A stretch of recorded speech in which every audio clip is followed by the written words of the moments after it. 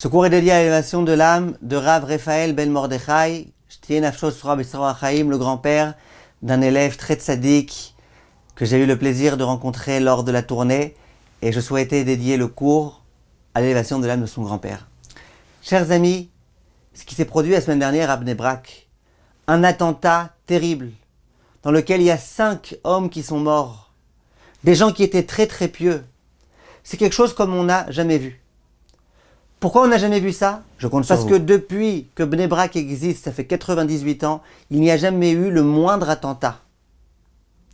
Non seulement il n'y a pas eu le moindre attentat, mais en plus, même lorsqu'il y a eu la guerre du Golfe, et qu'il y avait des missiles qui tombaient partout dans la terre d'Israël, le Rav Chaim Kanievski a dit, au nom du Chazon Ish, que le Chazon Ish a promis, a assuré, que sur la ville de Bnei Brak, il n'y aurait jamais un seul missile qui tomberait.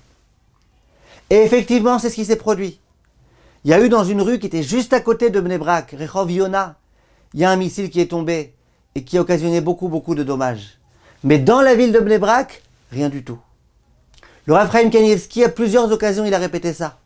Quand il y a eu ensuite plusieurs opérations militaires que l'armée israélienne a faites, et où à nouveau il y avait des missiles un peu partout, le Rav Chaim Kanievski disait, à Bnei Brak, il n'y aura pas un seul missile qui tombera, et à chaque fois, c'est effectivement ce qui s'est produit. Au moment de la guerre du Golfe, quand les gens étaient inquiets, et ils disaient à Reb Chaim, qu'est-ce qu'on fait? Regarde, en plus à ce qui paraît, ils se servent aussi d'armes chimiques et compagnie. Le Rav disait, si le Chazon Ish a dit, nous pouvons nous reposer sur lui. Et les gens qui habitaient Bnei Brak cette époque-là vous raconteront combien, alors que dans le monde entier, dès qu'il y avait une sirène, les gens ils allaient se cacher et tout. À Bnei Brak, les gens étaient tranquilles, les gens mettaient même pas leur masque à gaz, parce que Reb Chaim avait dit. Voilà que, durant toutes ces années, non seulement il n'y a pas eu de missile qui est tombé, il n'y a jamais eu d'attentat, il y a eu des attentats proches de Bnei Brak, jamais dans Bnei Brak il y a eu le moindre attentat. Et là voilà que un attentat tellement lourd, tellement douloureux. Rav Gershon Edelstein s'est adressé, il a pris la parole, Maran, Rav Gershon, et il a dit de façon explicite, et bien visiblement, Reb Chaim nous a quittés, maintenant il manque des mérites.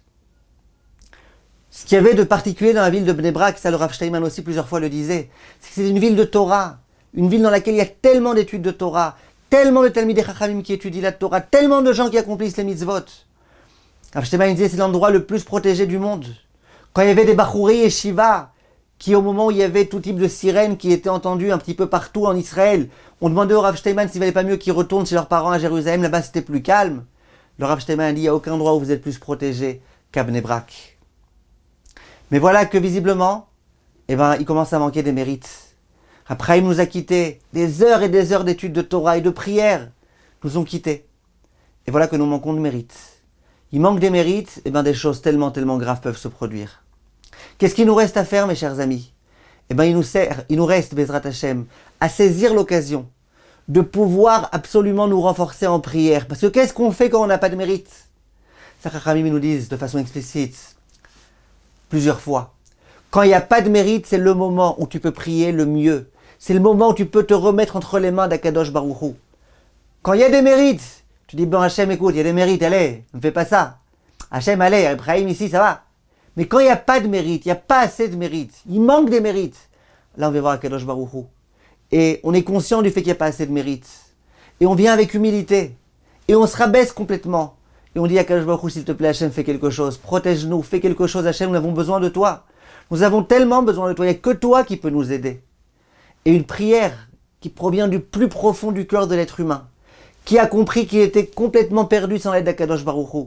Ça en soi, ça pourra rajouter Bezrat Hashem beaucoup de mérite. Il ratson Bezrat Hashem que rapidement le Mashiach vienne et qui nous sauve des dents de tous ces ennemis-là, et qui nous sortent Bezrat Hashem de tous nos problèmes, et qu'enfin nous puissions nous rapprocher d'Akadosh Baruch Hu de la façon la meilleure. Kol tov, mes chers amis.